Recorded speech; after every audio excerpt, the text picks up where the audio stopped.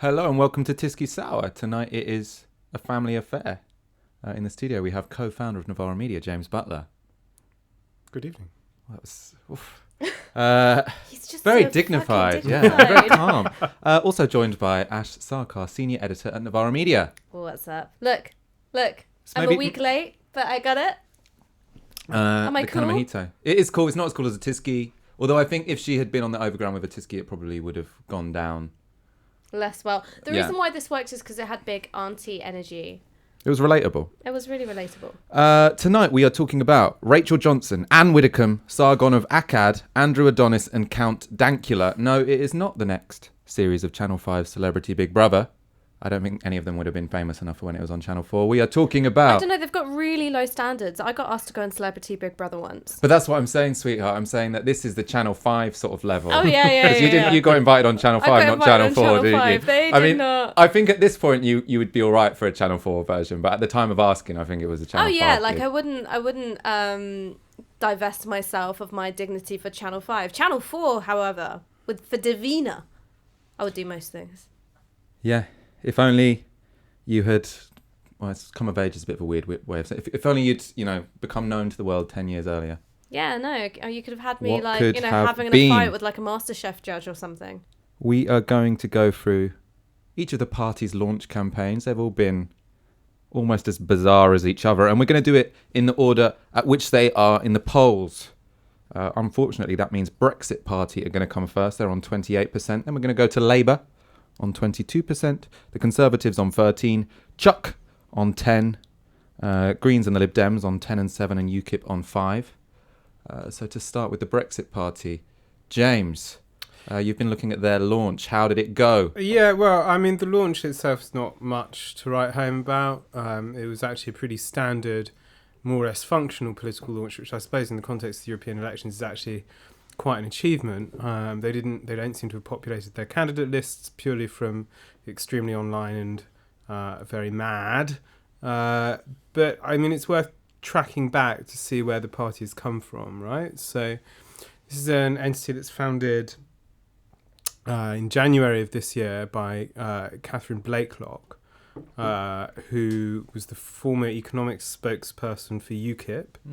And Nigel Farage is fully on board with it at the start, right? He's not directly involved, but he comes on board very quickly. He's very much in favour of it. She then has to resign after evidence comes out that she has been Islamophobic in the past, retweeting Tommy Robinson, various white nationalists. The term you're looking for is a massive racist. Yeah. Well, no, I mean, she's a UKIP spokesperson. It's not at all surprising. Its treasurer as well this month, I think, whose name escapes me, he had to resign after,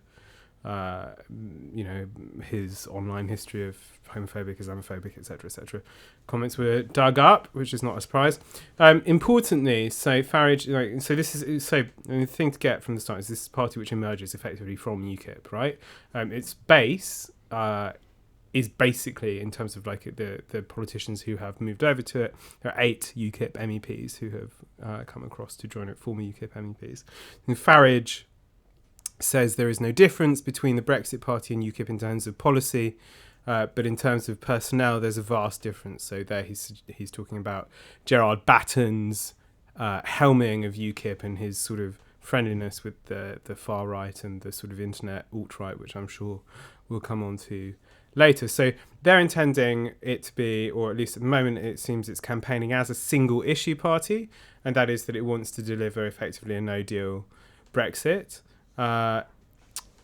It is intending to pull votes from the Conservative Party and the Labour Party, as well as sweeping up the former UKIP vote. It seems to be doing that quite effectively from certainly a chunk of the Tory party vote. I know we'll come on to the Tory party.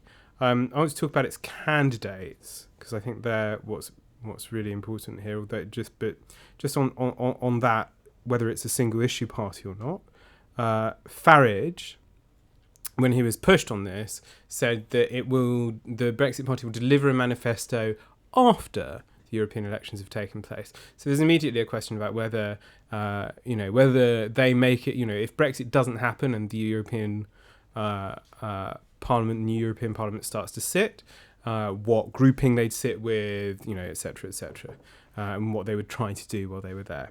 But at the moment, it's united a whole bunch of hard Brexit people, including some prominent ex-Tories, the most prominent of which is Anne Widdecombe. And now my understanding is that most people know Anne Widdecombe from TV. So this is, I hadn't taken Anne Widdecombe's candidacy very seriously because I thought, I only know her from the Louis Theroux documentary. People Very remember funny. her from hosting Have I Got News for You and getting in a fight with Jimmy Carr. People remember her for going on Strictly and doing this sort of like weird cardboard. She was Yeah, potentially actually on Celebrity Jesus Big Brother, was thing. she? she was on Celebrity Big Brother, yes. Along with another Brexit Party candidate. Not in the Uh, same season though. Possibly. Who was yeah, that? I don't know. George Galloway. Oh, yes. Oh, but he's of not a course, candidate yet, definitely, is he? No, he's No, just just signed up supporting. to support them. So the thing I think that's important to know about Widdecombe is that Anne Widdecombe is not, your like reactionary auntie with like 2 left feet who bounces up and down the BBC and she is a ghoul. She is the miserable boiled down essence of everything reactionary and sort of fecklessly sadistic about the Tory party. This is it does drive me mad that she's kind of embraced as this sort of bit of a character, just because she's had this weird afterlife in reality TV, because she's willing to occasionally say something controversial. She doesn't mind looking a bit of a fool on television while doing so, and there is this kind of weird fascination with her, but it's not who she is. I mean, she was, I think the thing that people do know about her, or vaguely know about her, that when she was in Parliament, she was like effectively a legislative homophobe. She was consistently one of the most consistent people who voted against gay rights. She opposed every advance in gay rights, including frequently in the House alluding to the threat of predatory older gays taking advantage of teenagers. And she derided the Labour government for bringing in, and I quote, sodomy at 16. This is something she said in the House of Commons. So that was when she was in opposition, presumably. Yeah. In 2012, this is in her Daily Express column, she defended the practice of conversion therapy. Now, conversion therapy is effectively the psychological torture of gay people until they achieve some sort of fraudulent heterosexuality. I think famously when she was in government, so she was a prison minister while Michael Howard was Home Secretary, she defended the shackling of pregnant women to hospital beds, so they didn't abscond.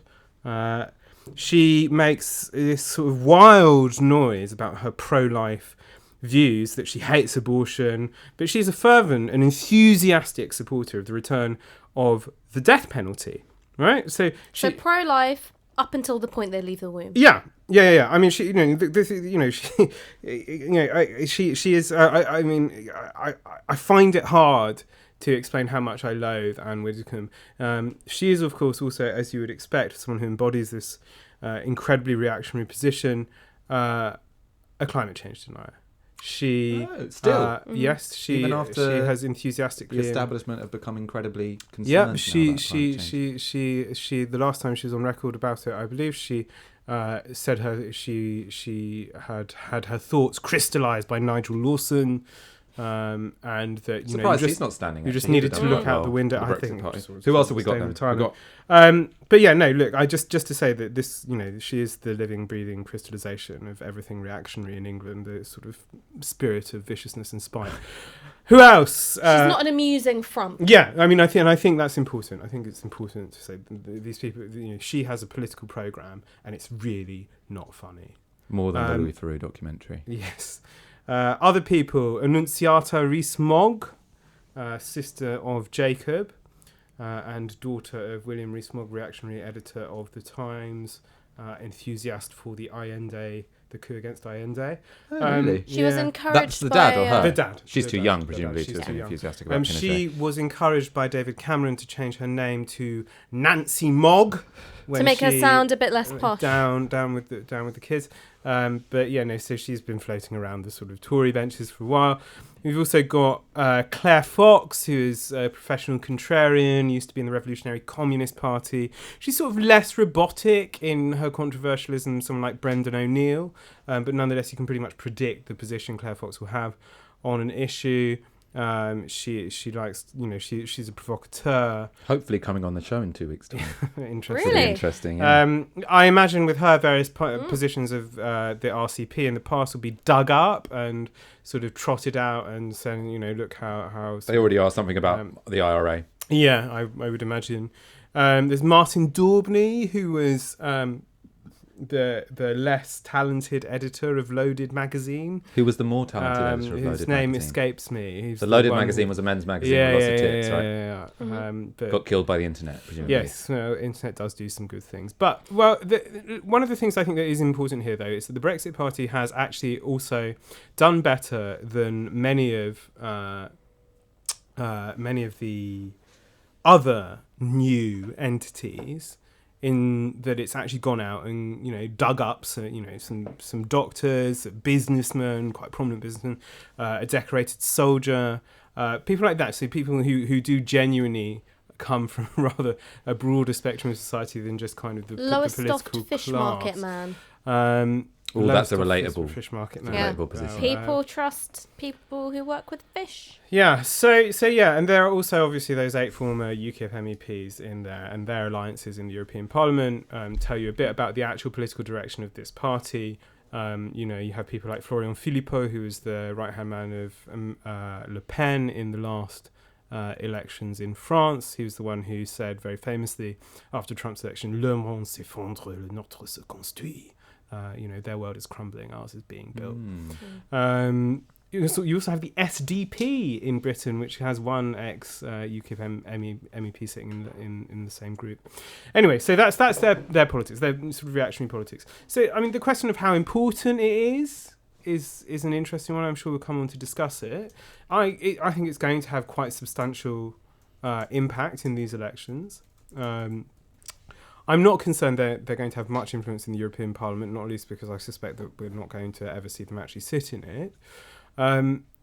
European elections aren't necessarily predictors of British general elections. It's not clear to me that the party will manage to stand in any future general election unless there's a general election before Brexit has been decided one way or another. But they're also a single issue party at this point, so if they have to come up with a programme, potentially some of these you'd candidates see some of them flake will off. leave. Yeah, but I do think it is basically pretty threatening to the Tory party, certainly more so than to the Labour Party on balance. It also suggests, and something that we've seen consistently, that there is an appetite for no deal out there, right? And it's not, as some of us like to tell ourselves, that no deal is something that's just not understood by the vast majority of people. If they understood it, they'd reject it. People understand what no deal means, right? Yeah. I mean, it's also very smart to give your party the name of the option in a referendum which won. Yeah. Mm-hmm.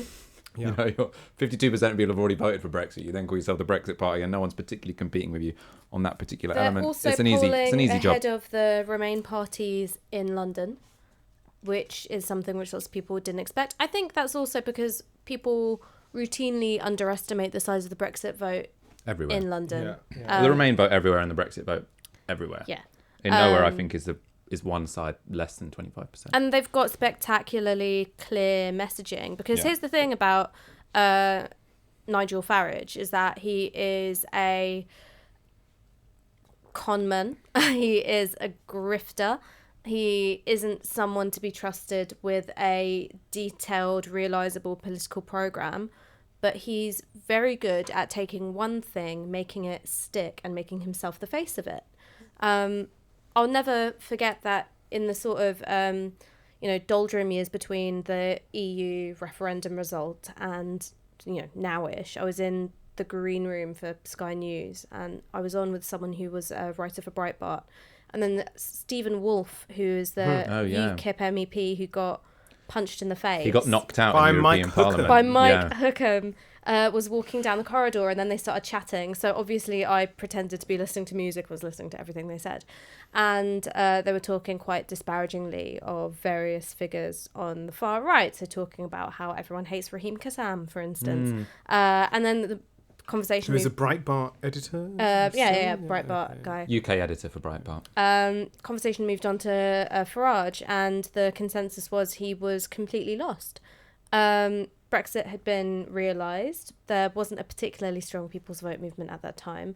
There wasn't a sense that it was going to be delayed or frustrated in any way. And apparently Steve Bannon was no longer taking his calls, and he was panicking. He was, not Mr. Brexit anymore. And now he has this opportunity to make himself Mr. Brexit again and deliver what had been considered undeliverable again.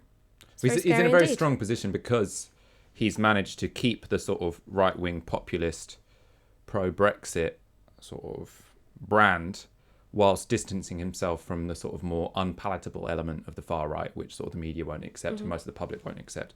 So he can say, look, I'm the moderate face of right-wing populism, not like Gerard Batten, not like Sargon of Akkad, not like Tommy Robinson over there. What an point we've gotten to when Nigel Farage is the moderate face of right-wing populism. I mean, it's just amazing. But he does know, as you say, he knows the one big thing. He knows one big thing beats, lots of little critical arguments every time. And one thing which I would say he is tapping into, and the reason why he's able to tap into is because there's a lot of truth in it, is that Parliament is, for the most part, staffed by people who don't want to do the thing that the referendum told them they had to do. And that's not me saying there's a Remainer conspiracy, because I don't think that either. But I don't think there is a great amount of political will to do something which, in the short term, under any version, will deliver an economic hit. I think one of the best things now that Farage is it's a shame we don't have any other clips actually, but now that Farage is now a player in UK politics, some of the things I think he said that will be most unpalatable to a UK electorate is what he said to Fox News. So obviously when he'd left politics, he was off the hook, and then he could go to Fox News and sort of say Donald Trump talking points and be their Britain expert. And as their Britain expert, he'd often appear, just after Kay Hopkins. He'd be talking about, I think it's streets in Birmingham where on one, I can't remember the exact city, but on one side, everyone's Asian, on the other side, everyone's white, and on one side, no one can speak English. Oldham. This week. He was saying in Oldham this week, it's completely racially segregated. Oh, he was saying that this week? I assume that was something from the past. It's something which came out this week, and maybe it was being recirculated, but I think it's lots of stuff that when he felt he was off the hook and he could make a career for himself in the United States, where there was no one to sort of fact check him because he was just becoming a pundit as opposed to a politician, that might come back and bite him in the arse. Hopefully. We're going to move on to the Labour Party. This was my one. Everyone's beefing? Yeah, well, I mean, they had an NEC meeting today. It seems like it was fairly unremarkable. Robert Peston was sort of like trying to drum up this sort of dramatic showdown that there was going to be between people who wanted to put down the gauntlet and say we want a second referendum in any circumstance. What has happened and what seems quite predictable, and it doesn't seem like there's been much of a bum fight at all, is that we now are continuing with the Labour Party's existing position, which that there will be a referendum as one option on the table, but the first choice is a Labour Brexit, the second choice is a general election, and the third choice is a people's vote. So basically, nothing has changed. In terms of candidates, I think the only person who really made a splash in terms of the Labour Party was Andrew Adonis. I mean, I was quite surprised to see him come top of the list in one region. I think it's the Southwest. Because last September, so I think we can watch... Oh no, we'll watch this video in a second. Last September, he told LBC, if you're a Brexit voter, don't vote Labour. So very specific. He said, if you're a Brexit voter, vote for a party who wants to deliver Brexit. Do not vote for the Labour Party. That meant some people were surprised he then got selected for a Labour Party that hasn't changed its position. I mean, there's two things, right? There's one, you can support a second referendum, and there's another position, which is if you supported Brexit, don't vote for us. He anyway had to give, we can get this apology up, an apology that did sound like there was a gun to his head, to be honest. The person who's been the most uncompromising supporter of a second referendum, of Remain, of basically disparaging people who voted Leave for 2 years. Let's get some choice quotes from here. So, I'm deeply sorry for off-the-cuff comments I made during a live LBC radio phone-in last September. I encourage all voters, But then he goes on to, Labour has always been clear that it respects the result of the referendum. What we do not respect is the way the Conservatives have sought to use Brexit to create a more unequal and harsher society. That is why Labour has put forward a sensible alternative Brexit plan that would ensure a close economic relationship with the EU after Brexit based on a new customs union and dynamic alignment on rights and standards. If such a plan cannot be secured due to the government's infighting and irresponsibility, we believe all options should remain on the table, including the option of a public vote. A vote for Labour is a vote for so much more than Brexit. A vote for Labour is a vote for a more prosperous, fair and united country. I don't really know who... In a way, I feel like potentially there were people at the top of the Labour Party who thought, let's give him the position on the top of the Euro sort of MEP candidate list if it just shuts him up. And I mean, what it has done is shut him up. Well, yeah, he's quite remarkable. To candidate discipline in a way that he wouldn't be as a lord, because how on earth do you discipline a lord? Exactly. I mean, here though, and this is where we'll get into, I suppose, the problem with Labour, or the problem for Labour in this campaign. His apology will presumably only be read by people who are pretty, nerdy and followers of the Labour Party. Mm-hmm. Most people will see this Brexit Party advert. So can we get that up? Mm-hmm. Your entire strategy is basically to sabotage Brexit. That's it, isn't it? Yes. Oh, Michael, you're up. Oh, we're back. That was quick. Yeah. Sorry, I was just checking my laptop. I was taking that moment to see that Spurs are now 1 down to Ajax. No. And home or away? So that's the thing. Ajax have got the away goal, and Trippier, as usual, is being an absolute sack of shit. So this... Raging. I'm raging. I've gathered myself. I don't know who any of these people are. I feel strongly about them, and that's all Tottenham, you need to know. have you heard of Tottenham? I know Tottenham who Spurs are. I don't know League? who any of the footballers are, but I've heard of, I know that there's an international competition in which they're playing. It's called the Champions League. Yeah, it's like where the successul teams from each country go and do the thing. I know. I'm so proud of you. We're going to end promptly at 9 p.m. Tonight so we can watch the second half. So this video that you've just watched, obviously I think this is the kind of thing that, it potentially could do damage to the Labour Party. It's only had 2k retweets, but I'm presuming that the Brexit Party's electoral strategy isn't really based on Twitter. What I'm presuming is that they're pushing this video to everyone on Facebook who they think fits the demographic of someone who is somewhat left-wing or would once have voted for Labour and has now voted for Brexit. So this is a great targeted ad for them. They've been making loads of these, and again, this is Labour's. Well, this will be a problem for Labour in terms of their ambiguity, which is there's so much to tag on them to say they're a hard Remain party that I don't think anyone in this election is going to think anyone else. It's Labour Remainers who've tended to put themselves forward to be MEPs. So this was Brexit Party's other advert. So this is their other one. In the Northwest, Labour's top 3 candidates back a second referendum. So that's another one of their Facebook ads that they'll be pushing out to people. So that's going to be a problem for them. In response, Tom Watson tried to come to the rescue to say the only way that Labour can go forth in a successful way in these elections is to back a second referendum. He asked all of his Twitter followers to let the NEC members know that they support a second referendum. This obviously and very predictably prompted a hashtag Let Watson Know from the Labour grassroots. I don't normally take part in these Tom Watson Twitter storms at the moment because I think he loves the attention. This was an excuse for Tom Watson to do something which is very characteristic of Tom Watson, which is to alienate everyone he possibly could do. So he retweeted someone that said, I see Tell Tom Watson is a hashtag.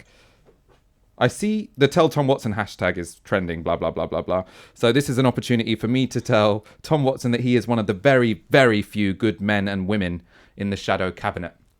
So he's basically there just told all of his colleagues that they're bad people, which is notably, I'm told, why we shouldn't really worry about Tom Watson, because no one likes him and no one trusts him. And that's because he has sold out, not even sold out because he doesn't often get anything for it. He's lashed out at anyone with any position of influence within the Labour Party and the Labour movement. I mean, this is something that I've heard too, is that Tom Watson isn't known for operating with a great deal of emotional sensitivity or finesse, shall we say.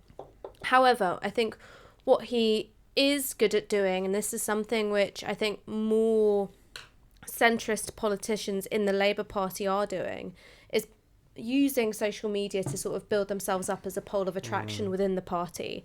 And it's not to necessarily mobilise more people to their cause, which is pretty moribund. I think it's to sort of keep morale up amongst those MPs who aren't going to see themselves in front bench positions anytime this century, and also demoralising the young activists who Momentum and Labour will rely on to get out the vote when it comes to local, EU and general elections. So I think that that's the tactic that's at play there. Well, and to keep stoking the civil war. And to So I keep think there's stoking the people civil within war. the centre of the party, and especially Tom Watson, who likes a fight, who are worried that they will become not just irrelevant in the sense that the right of the party won't win any internal elections, but that they're not even invited onto the Andrew Marr show, you know, that they're not, that they just become irrelevant people. And so if he can constantly sort of prompt these somewhat meaningless battles between other factions in the party, when he doesn't give a shit about the second referendum. I mean, he never has. He's never cared about Europe. This is all about how do I get a hashtag trending with my name in it, even if it is against me. And also the fact is that the NEC couldn't have done anything different today because it can't decide changes in policy. I mean, it certainly shouldn't do. I mean, whether it could have done is I mean, the Labour Party finds a way. It finds a way to ignore or sanction things as it wills. It's one of the deeper problems that we still have with the party, actually, that there is this question about where power ultimately lies to decide policy.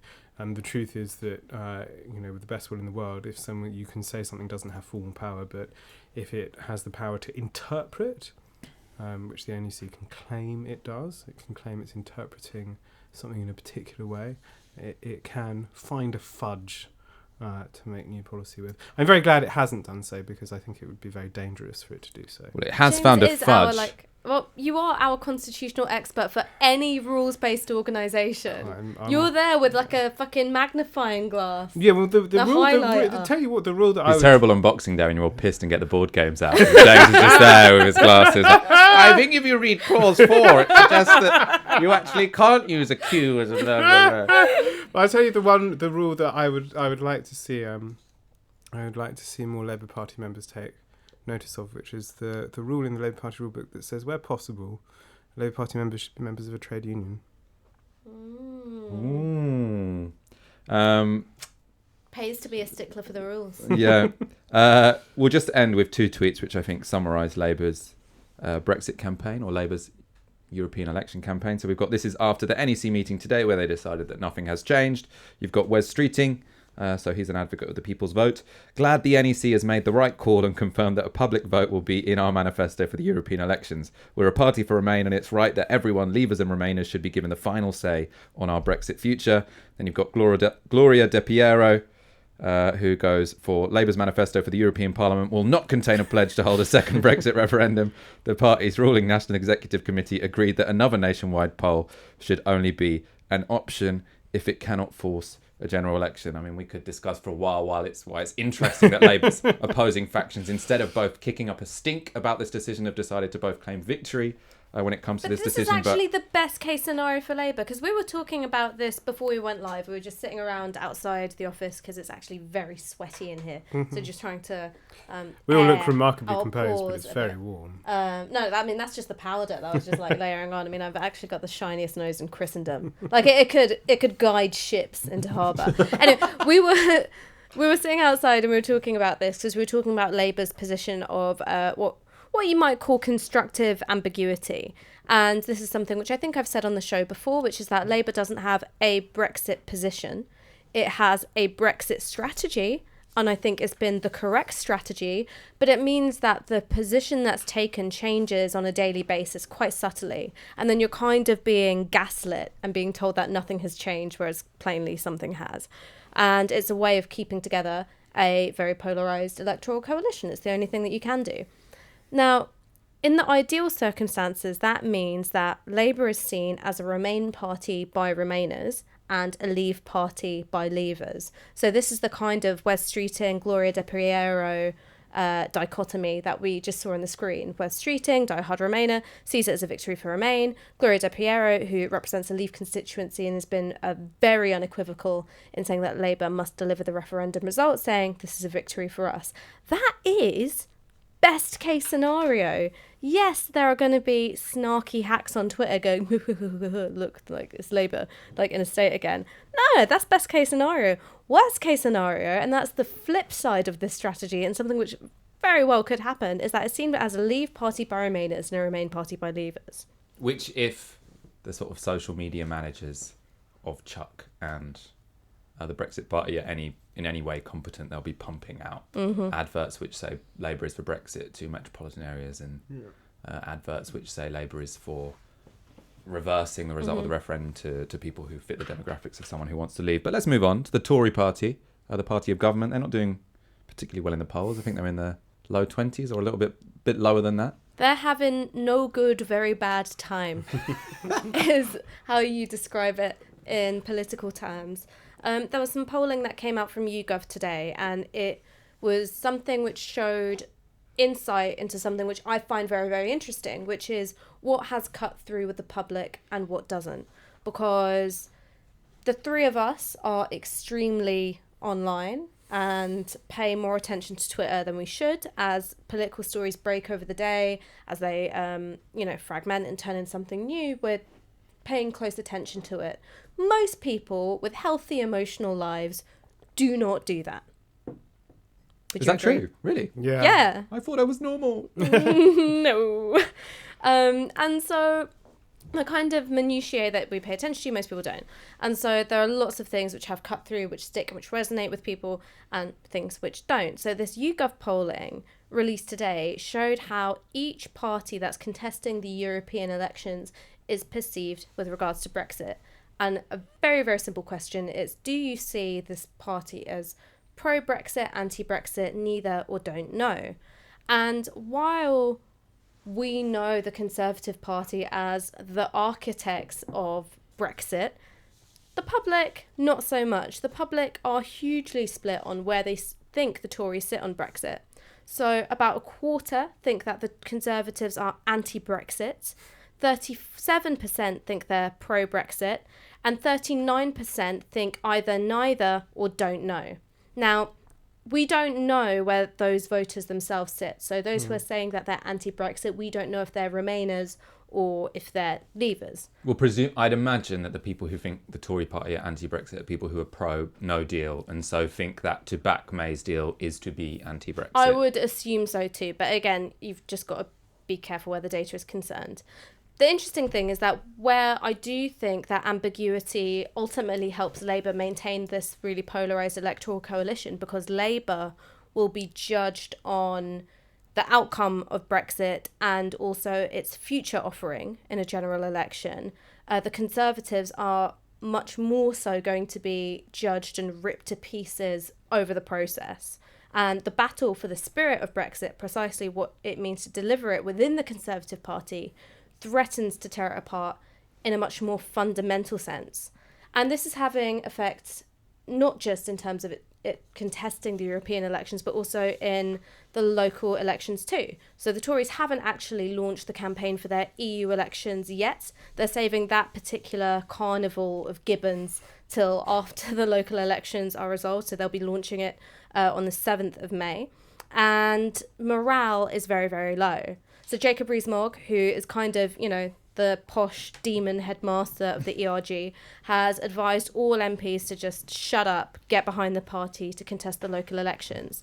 But the mood amongst Tory voters is very, very sour indeed on the doorstep. So they could be punished with low turnout. So the reason why it might be low turnout rather than huge amounts of protest votes is because there aren't very many places for disillusioned Tory voters to go. UKIP are only contesting 1 in 6 seats, and neither the Brexit Party nor Change UK will be fielding candidates because they're only doing that in the EU elections.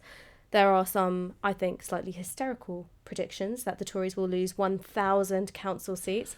I think that's a little bit of savvy expectations management from the number 10 comms team. So while they will experience a loss, anything less than 1,000 will look like a victory.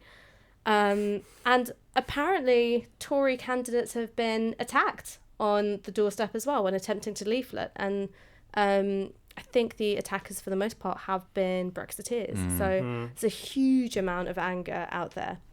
And that anger is, of course, strongest when it comes to the EU elections. As I said, they haven't launched the campaign because it's incredibly controversial that they're having to contest the EU elections. They're also still suggesting that maybe they won't have to happen if you just get through May's deal on some unannounced Tuesday in Parliament over the next few weeks, then we won't have to go through with this facade. Which ain't going to happen. It ain't going to happen. Ain't going to happen. An anonymous Tory MP briefed to The Times, "I wouldn't campaign in an EU elections. God, no. We will get lynched, metaphorically speaking. We cannot waste local party finances on this." There was a poll over the weekend which suggested that 40% of Conservative councillors would vote for the Brexit party in the EU elections. Support for the Tories is at a 6-year low. Only 2/3 of their voters from 2017 said that they would vote for the party again. And only 1/3 said that they would vote for the Tories in the EU elections. And this sort of downbeat mood is playing out in the Tory party spending as well. So no one wants to be seen as spending money on the European elections because merely contesting them would be seen as a failure. It's been reported that they've only spent £1,000 on online advertising so far. Brexit Party, for comparison, has put in about £17,000 or £18,000 so far. We don't have. Let's really rush through Change UK, and I think we're going to rush through Change UK just by going through one thread by Adam Bienkov at their launch today, because it was quite entertaining, often a little bit sort of cutting in an understated way. So can we get that thread up, Gary? So we'll start with Anna Soubry's fantastic Yeezys. I think she probably thought that only the top half of her was going to be filmed. I have a theory that, so everyone with Change UK was like, who's funding you? Everyone saw them as the party of the establishment. I think they're broke because they clearly haven't managed to employ a graphic designer. I mean, to have as your logo, I mean, it looks like, I suppose it's a true representation of their policy proposal, which is that it's all redacted. No one knows what it is. But they've still got two names, Change UK and the Independent Group. What's changed over the last week is that the Independent Group's got slightly smaller. So it's clear that their proper name, I presume, is Change UK. You've got Chris Leslie there, who's wanted the Labour Party to be the party of which magazine? And I think he'd probably wish that Change UK had. I assume Which magazine has a much larger subscription than people Chris who can't Leslie, support Chuck. Whenever I see pictures of him, just looks so happy to be included. Yeah, that's true. Well, no, I mean, he has good ambition. He thought he was going to be the Chancellor. Yeah. So. Yeah, I thought I was going to grow to be 5'9". Disappointments happen. Some other fabulous bits from this thread was Heidi Allen says she's humbled by the diversity of Change UK's European Parliament candidates, with a picture where they don't look particularly diverse. Now we've got one Asian guy. One Asian guy, that's true. He's got the polite and slightly alarmed look of, you know, when you'd walk into the wrong lecture at uni and you just sit there for the 10 minutes of like human geography or whatever it was that you shouldn't be in, like just look like you're listening. And then Mike Gapes, who knew? We know him for being very passionate about milk from the north and the south being mixed together to become Baileys, but apparently people in the know, people on the inside, call him Iron Mike. Iron Mike Gapes. That's how Chuka Umunna introduced him today. And this is the other one. Chuka Umunna says that Change UK's MPs have done a really difficult thing and left the establishment by finding a bunch of people who were in the establishment to join their very much establishment-based party called Change UK that doesn't actually want to change anything. Being Iron Mike, like the placement of the microphones in that photo is like, you know, the Tyson face tattoo. And like, yeah, everyone takes the piss out of him for the whole like milk thing. But I can sort of imagine him like feeling his oats a bit, you know, after a speech in Parliament being like, tell Jeremy Corbyn that my style is impetuous, my defence is impregnable, I want to eat his children. You know, I would like that. Yeah, I think that's... You could have a career as a sort of wrestler. He's a bit old to be a wrestler, I suppose. Boxer. Might break something. Boxer. You clearly didn't stay up to watch the Tyson Lennox Lewis fights as a kid.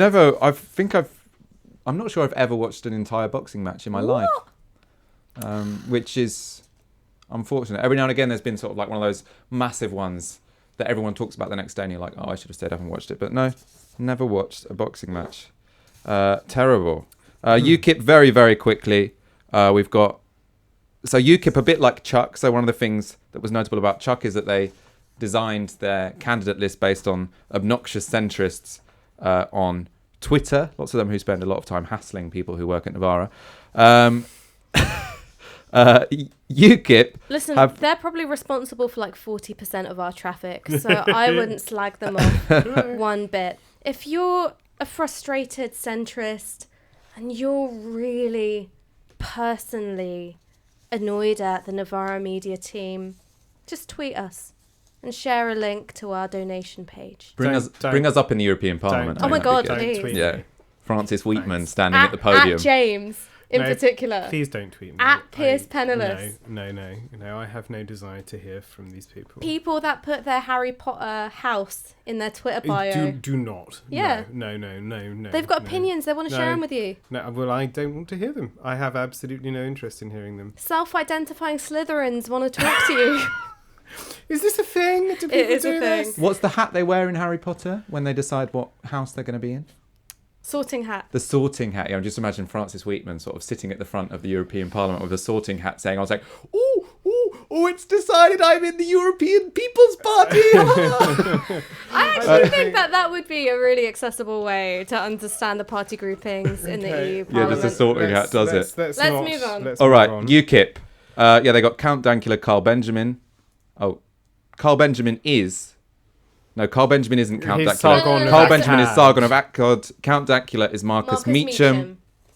I mean, let's watch just 1 minute of the horrific things that Carl Benjamin has said as a sort of public service announcement. They're only on 5%. I don't think they're going to do particularly well. But it's still pretty shocking to have people like this in the public eye. I mean, to be fair, though, the more worrying thing is that Sargon of Akkad, the person you're about to hear from, has 1 million YouTube followers. I think the fact that he's polling at 5% in the European elections is somewhat irrelevant.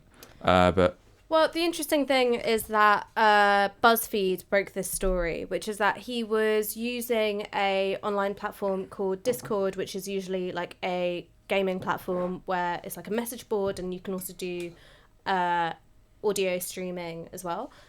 Using that, which is sort of a well-established platform that he used to connect with his followers, which was a hotbed of racism, misogyny, anti-Semitism, homophobia, posts which were praising the Christchurch shooter, actively using that to recruit activists for his campaign in the Southwest.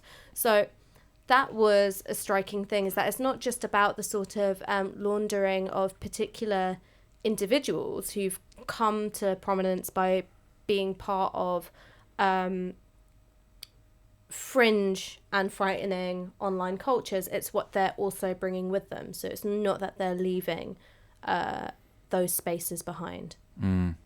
Let's get up that Carl Benjamin video, or at least the first minute of it. Fairly shocking.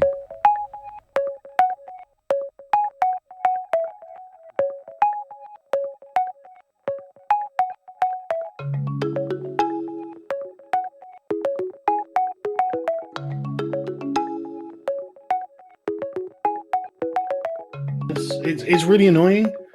Like, you are acting like a bunch of niggers, just so you know. You act like white niggers. Exactly how you describe black people acting is the impression I get dealing with the alt-right.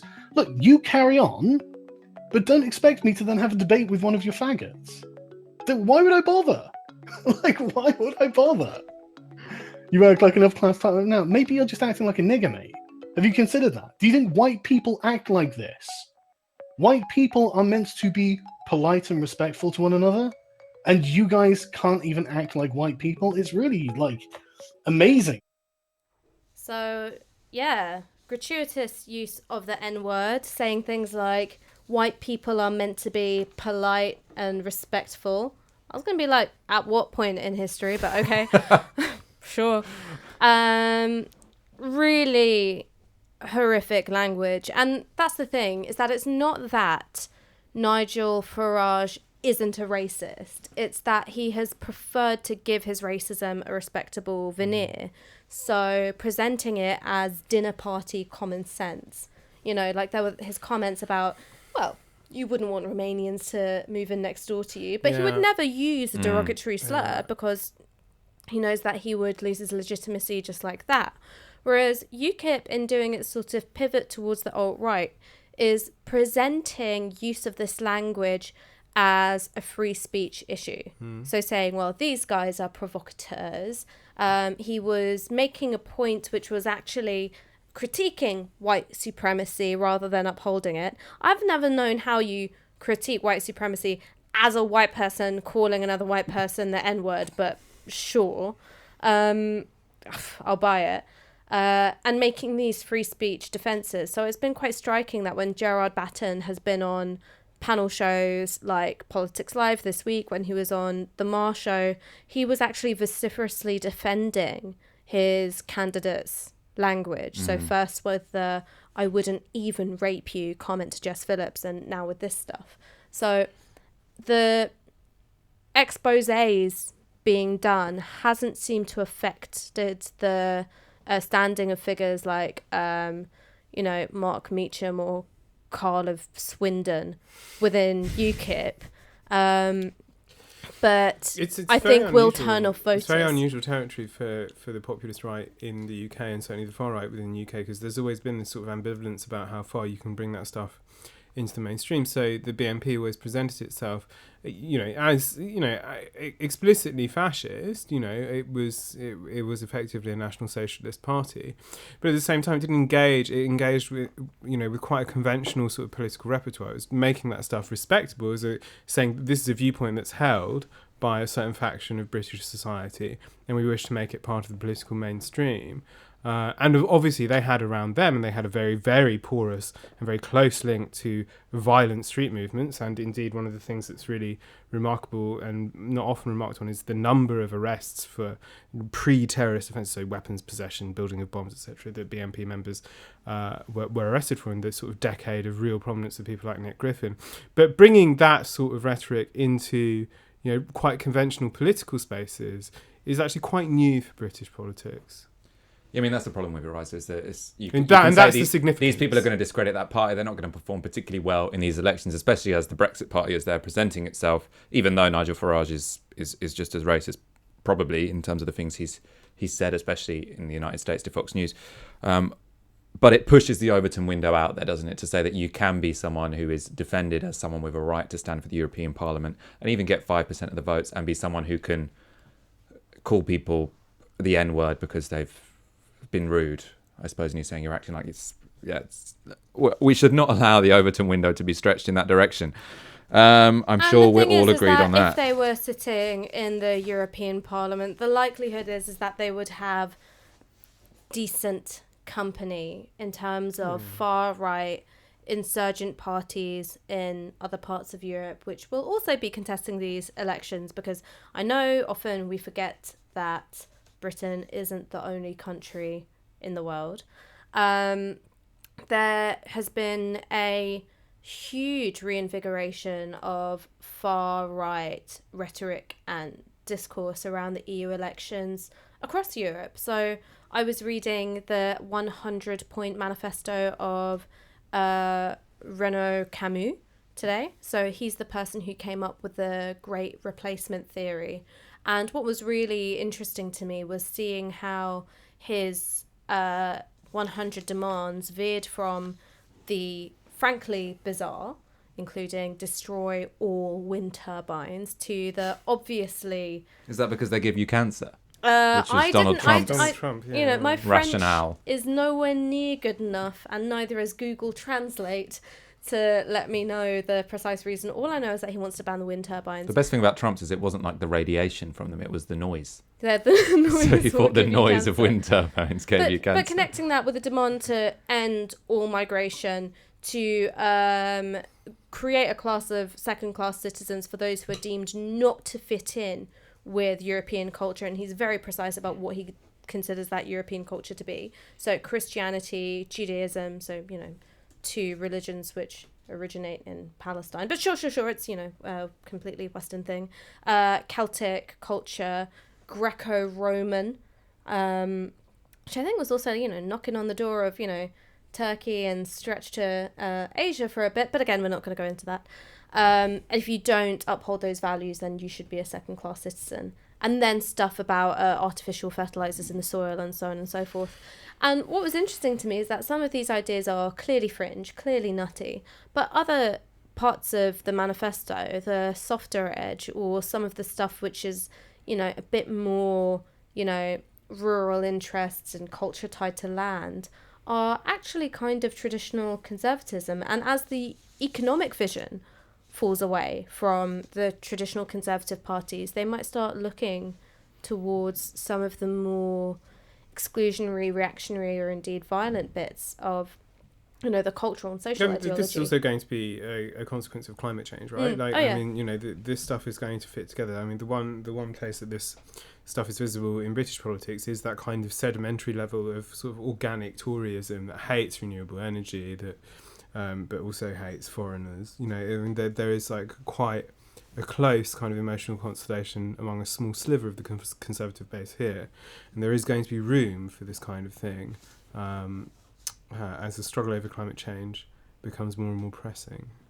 I haven't said yet, which is that Novara Media, Tysky Sour, is only possible because of your kind donations. So if you are already a subscriber to Novara Media, thank you very much. If you are not, you know our ask. It's for the equivalent of 1 hour's wage a month, so we can continue working around the clock. To do so, please go to support.novaramedia.com. And please like this video so more people see it. Please share it on Facebook. Please share it on Twitter, because we want to expand our audience. We want to get these left-wing ideas out further so that ultimately we can take over the world. Not us specifically, but the left in a broader sense. Or Ash specifically. I'd vote for it. You won't get a choice. It's going to be pure authoritarian. You know, I'm not joking when I call myself Caesar on the internet. Oh, Yeah. Oh, is that what it's about? Is that what IOCs is about? It's my aspirations for kingship. Fabulous.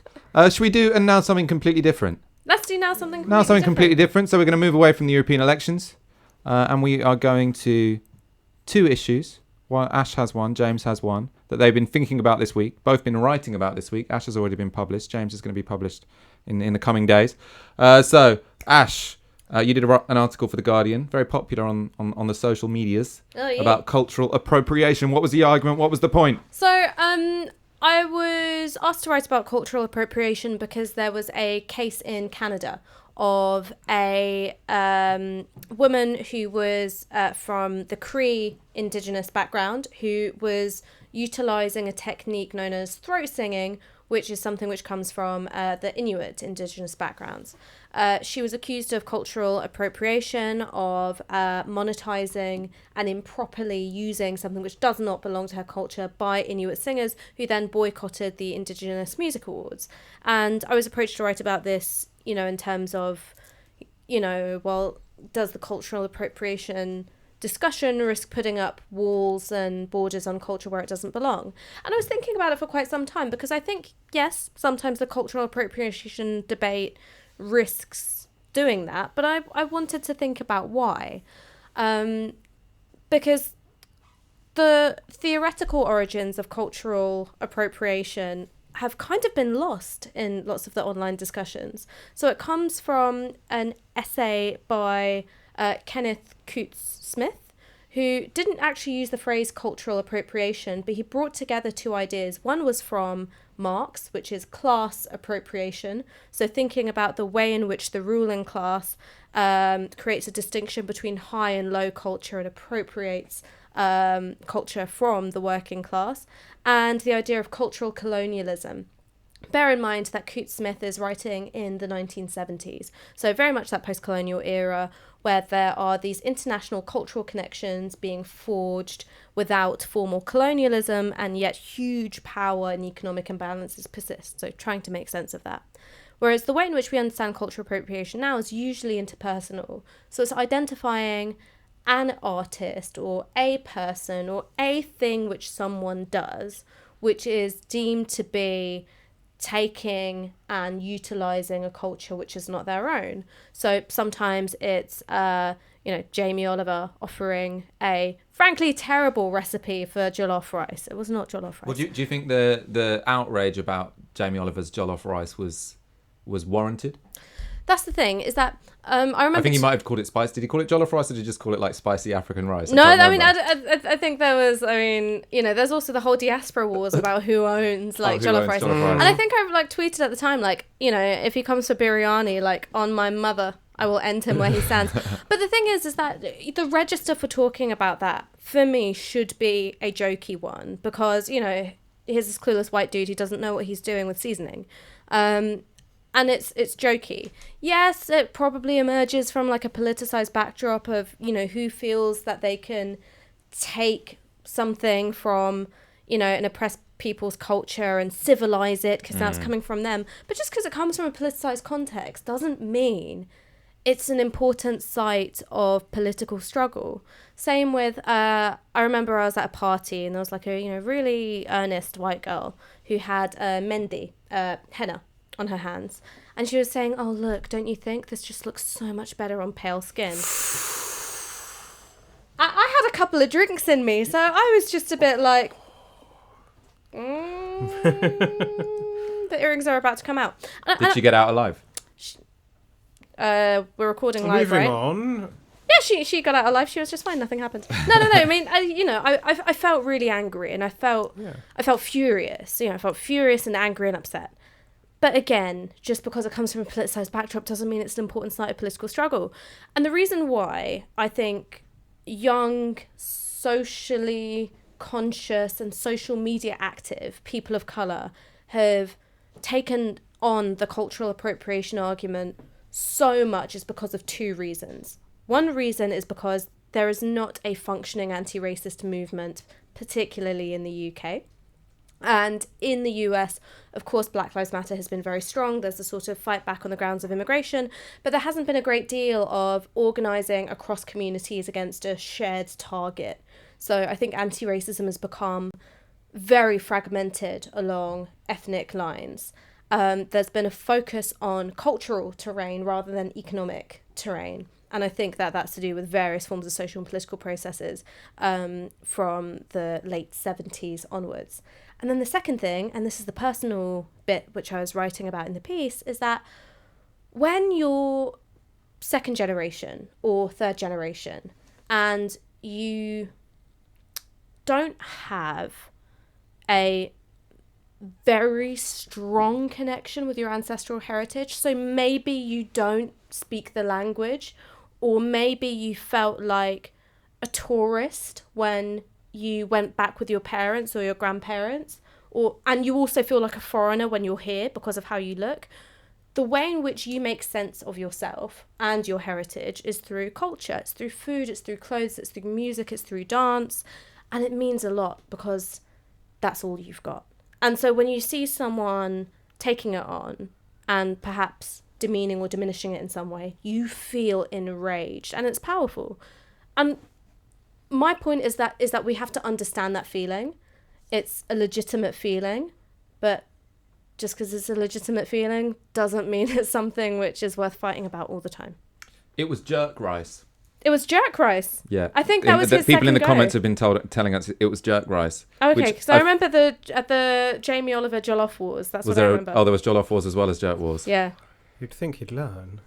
James, jerk rice was the second time around. What's your something completely different? My something completely different is that today, had I not been here in the studio, I would have been in Soho for the 20th anniversary memorial ceremony for the bombing. There was a nail bombing 20 years ago of the Admiral Duncan pub, gay bar on Old Compton Street. One of the few remaining, in fact, in Soho these days. I mean, if you think, the way in which that place has changed, real kind of locus of gentrification, real sort of removal of what Soho used to be. Anyway, 20 years ago, neo-Nazi David Copeland ended his bombing campaign, and he placed devices in Brixton at Electric Avenue and on Brick Lane. And the bomb in Soho killed 3 people, including a pregnant woman, and injured 70 more, some quite severely. People lost eyes, burns to their hands. Copeland was driven by his politicised neo-Nazism. So he was a member of the BNP, and then he was a member of Combat 18, he was a member of the National Socialist Movement. Various organisations attempted to claim credit for his bombings, although he insisted that he acted alone. But what struck me was, at the anniversary, I remember reading about this. So look, I was just pre-adolescent at the time. I remember reading about my granddad's paper, which was The Sun. You imagine, so young gay man reading The Sun, not a great thing to be doing in the 90s, believe me. But the Sun obviously condemned it, but one got the sense very, very strongly that actually there was a world of hatred out there, and it's very difficult for me to kind of project myself back there, because obviously it's hard for me to understand the dimensions, the effect it had in popular culture at the time. But what it seemed to me certainly then is that this action in Soho at the Admiral Duncan was very, very clearly severed. It was the main focus of coverage, far removed, partly because there were fatalities, but quite removed from the earlier part of the campaign in Brick Lane and in Electric Avenue, so Brixton, so concentration of diaspora communities in both places. But it made a real huge impact on me actually at the time, and you really had a sense of the kind of homophobia that was out there. Just a couple of things though in terms of its relation to today, because Copeland's a kind of interesting figure in some ways, because he's at the borderline between a kind of classic neo-Nazism and the sort of rise of the sort of nominally lone wolf figure who is nonetheless quite loosely connected into sort of fascist milieus, sort of mediated by the internet, but also hooked into some quite cohesive political movements. Obviously, we've had a series of terrible far-right terrorist incidents in New Zealand, in the United States. It's one thinks about the parallels between them, right, and how these lone wolves operate, and the contexts in which they operate, about the sort of deep loathing and the hatred that this was, and that's very obvious. But the point is that they're never actually that lone, right? And this is the thing that's actually very obvious about Copeland. And Copeland was hooked into these networks, and most of these shooters today are hooked in a way that is even more difficult to trace. So there's a big controversy about Copeland not long after he was arrested and then he was being tried. It turned out the security services had no notice of him, despite his involvement in these circles, etc., etc. And this is something that occurs again and again, right? It's very difficult to trace these people, but at the same time, one has to wonder about their connection to the wider culture. So there's a very difficult thing that goes on throughout the period in which Copeland was operating, that you have this kind of push-pull of multiculturalism under the New Labour administrations. On one hand, seen by people on the far right, like Copeland, as in hoc to the gays and ethnic minorities and so on and so on. But at the same time, engaged in this kind of project of siloisation, engaged in a sort of very incomplete attempt at that revolution. So I've just been thinking a great deal about that, and recognizing that the gay spaces like that matter, and actually people like Copeland saw them as objects of deep hatred and danger, and he would speak about gay people as sort of vermin, degenerates, stuff like that. I've just been thinking a great deal about that today, and I think it's just quite important to me that we remember that this was something that happened 20 years ago. It was not just a homophobic attack, it was a racist attack. It was connected to a campaign of racist terrorism designed to incite a racial war. And it's disappeared from the political memories, I think, of Britain, and I find that very strange. I mean, it might have disappeared from political memories of Britain, and I think it really has. I was walking in Soho the other day with my partner, who's obviously very politically aware, and we were walking past the Admiral Duncan, and I said something. I was like, "Oh, like it's the 20th anniversary of the bombing," and he was like, "What? Like what bombing?" And so like talking through the story, and he was just like, "Yeah, no, that one completely passed me by," and it's something which is sort of, it's a deliberate forgetting. It's the allowing of sediment to accrue and fall on that tragedy, so you can't see it anymore. But while it has been erased from political memory, I think it has had a huge effect on particularly the, LGBT young people who grew up with an awareness of that happening, and also the parents of LGBT children at that time. And the reason why I say that is because I remember having this conversation with my mum a little while ago, because we were talking about, because I had to come out as straight to my mum. She was terribly disappointed. She was like, not even a little bit bi, a little bit, come on. And, we were talking about, how is it that you were so receptive to parenting queer children when that's not the era that you were raised with.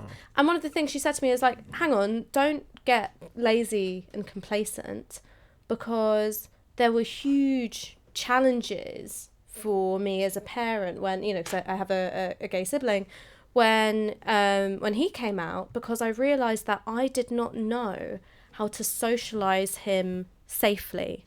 So there weren't school discos that I could drive him to with, a boy who was his date.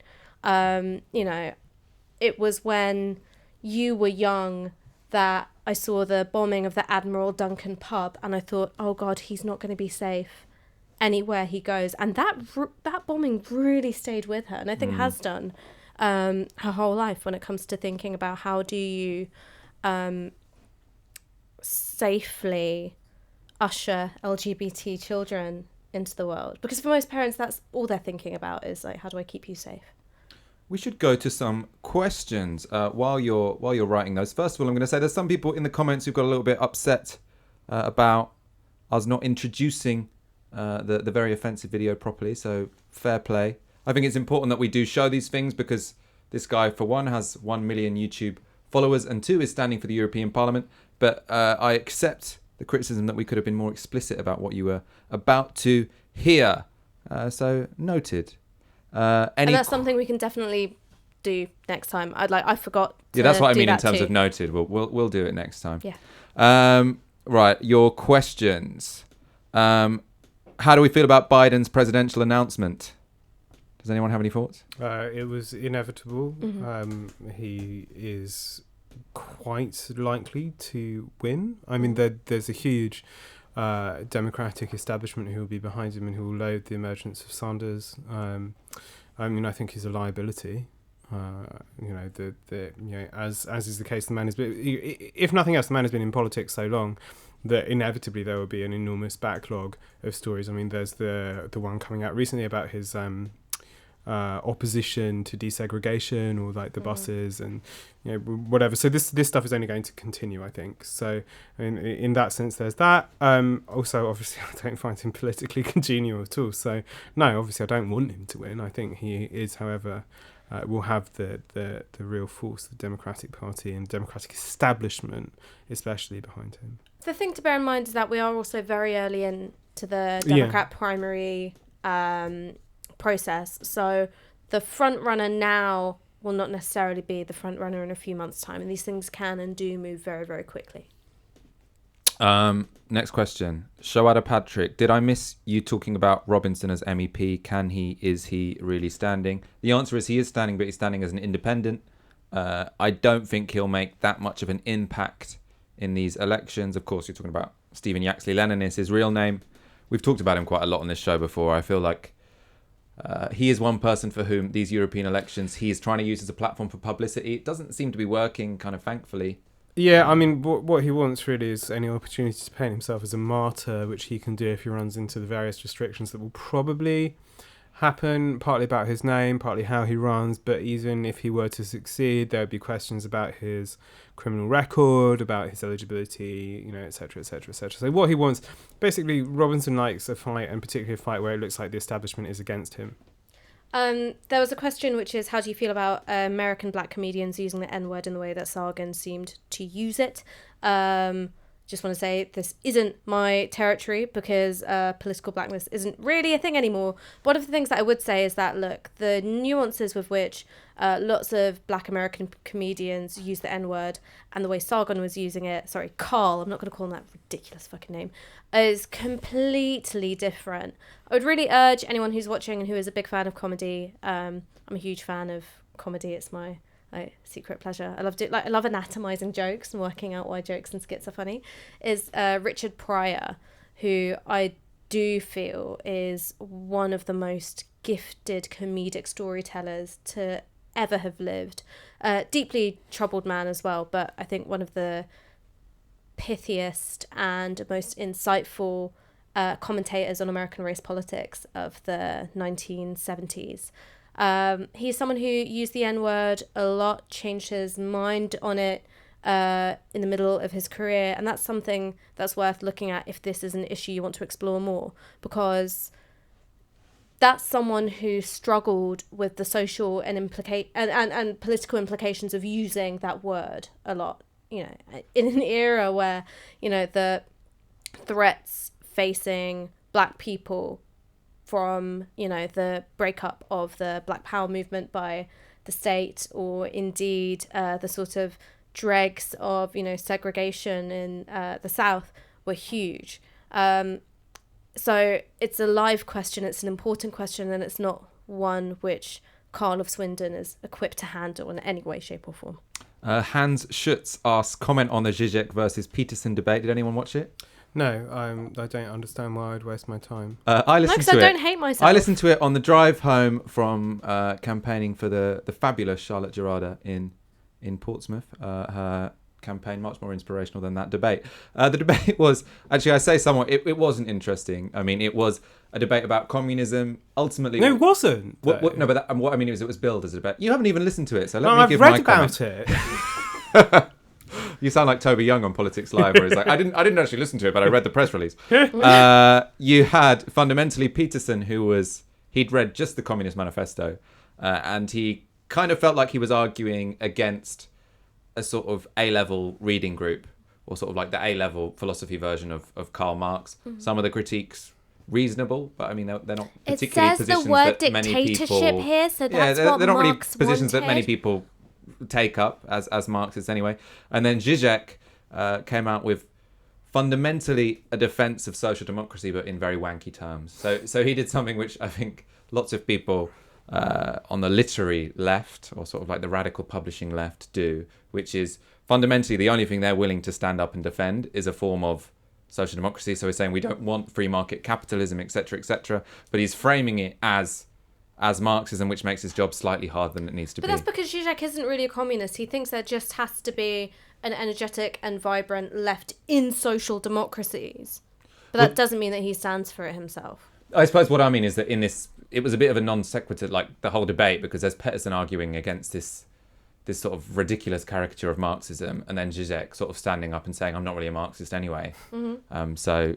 Can either of you two do good Zizek impressions? No. I can't, actually. I used to do a You must be able to do one. Go on. A sick Zizek impression.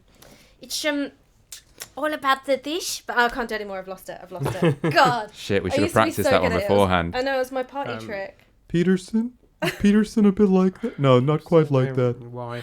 Look, I mean, I read the Communist Manifesto last night. Come on, there is something really depressing about this being like our level of like, massive public debate. I'm not someone who subscribes to decline narratives, but I mean, it's not even Foucault-Chomsky, is it? No, it wasn't Foucault-Chomsky, that's for sure. Any more? Can voting in the European elections prevent ecological collapse? No. I'm going to say no. No, but I presume the question here is partly driven by the fact that there is a kind of independent Extinction Rebellion driven group of people standing for it. No, it can't, but there is an interesting problem there, which is that actually there is something that we run into, which is actually climate change probably requires action on the superstate level, right? So this is one of the problems that Jeff Mann confronts in his recent book Climate Leviathan, in which he points to, several possible scenarios, one of which is like an internationally coordinated global Keynesian superstate in which levels of inequality would more or less remain where they are, but there would be some sort of level of moderate Keynesian redistribution, and also internationally coordinated green politics. You have the possibility of a global Maoist state or something like that. You have the possibility of, horror sort of eco-fascist state, international order rather. But one of the problems that climate change does confront us with is that it requires action on a scope outside that of the nation state, and we don't really have the politics to deal with that yet. Oh, there's a nice question in here. A sort of personal commemoration for Admiral Duncan. What are the top 3 LGBT books we can read? Maybe if we recommend one each. Yeah, go for it. For me, my all-time favourite would be Edmund White, The Farewell Symphony, which is a sort of semi-fictionalized memoir of his experiences through the AIDS crisis, and it's named after a piece of chamber music by, you're going to have to help me with the pronunciation, Haydn, called The Farewell Symphony, where all of the musicians have a candle in front of them as they play, and then one by one the musicians stop playing and snuff out the candle till there's just one left on the stage. Well, the one I remember that left an impression on me when I was younger was The City and the Pillar by Gore Vidal, but I don't remember enough about it to talk about it on here, so I'm going to go with The End of Eddie by Edouard Louis. One, because I read it very recently, and two, you can watch an interview with him with Ash Sarkar on NavarroMedia.com. I don't know how I ended up as our LGBT correspondent. It seems really inappropriate. Well, you're the literature correspondent. I don't read many books, I read about 3 a year. God, it's such a hard question to answer. I'll throw one out there which I think is very much worth reading. Is a book by Sarah Schulman called The Gentrification of the Mind, which details the nature of the AIDS crisis in New York and the way that ties in with the transformations that the city has undergone.